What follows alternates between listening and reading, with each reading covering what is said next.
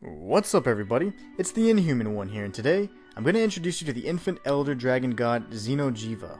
In this video, we'll be covering the impact it has to the main questline and story, and also theorize a bit on how this majestic beast born of pure energy came to be and what its ultimate purpose was. Xeno'Jiiva is the final elder dragon encountered in the main narrative of Monster Hunter World.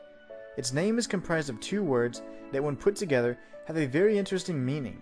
The word Xeno actually means different in origin, which I find incredibly intriguing due to the fact that this elder dragon was born purely from the bioenergy of elder dragons past, which seems to be a highly unnatural origin for elder dragons considering the sheer excitement and confusion shown by the members of the Research Commission upon their discovery of this fact. We are going to dive into the origins of this mysterious creature later in the video, but before we do, let's discover what Jiva means. In Hinduism, the word Jiva, although it has a slightly different spelling, represents an entity imbued with life force. In Jainism, Jiva is the immortal essence or soul of a living being that survives physical death. So together, the name Xeno'Jiiva means a being different in origin, born of life force, and that is pretty badass.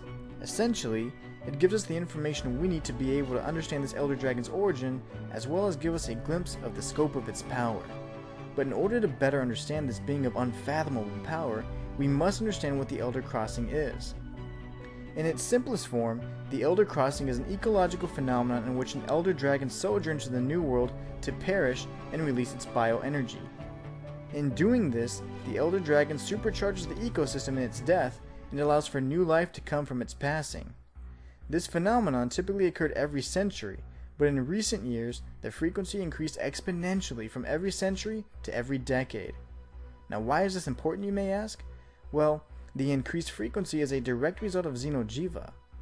Xeno'Jiiva used pheromones to lure elder dragons to the New World so that it could feast on their bioenergy and grow in strength. The energy it absorbed from the death of an elder dragon provided it much needed nutrients to mature and eventually become the elder dragon god.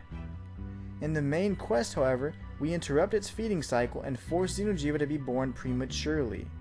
This explains its lack of battle prowess and relative ease to defeat in combat. We were hunting it as an infant that was ill-equipped to battle an A-rank hunter. Xeno'Jiiva, the infant elder dragon, was destined to be a god, and we slew it before it could be released into the world to carry out its purpose. Xeno'Jiiva, like all other elder dragons, represents a naturally recurring force in life. In this instance, Xeno'Jiiva is purity embodied and as such is a scion of balance.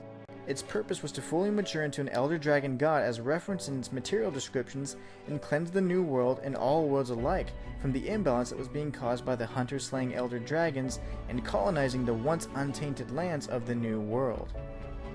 Xeno'Jiiva was born out of necessity. It was essentially nature's answer to the question of the uneasy balance between monster and man. Man had overstepped its boundaries many times before for ages, and now was the time to reset the world and start anew. Now you may be wondering what atrocities man had committed against nature to merit the birth of such a creature as Xeno'Jiiva. But don't worry, I plan on covering all of the past offenses that created the war between man and monster eons ago in future videos. I hope you all enjoyed this video, and if you did, be sure to like, subscribe, and comment on what your opinions of Xeno'Jiiva are.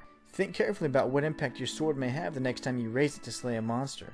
If you take a moment to examine yourself, you may discover that the monster is within. And until next time, it's the Inhuman One, signing out.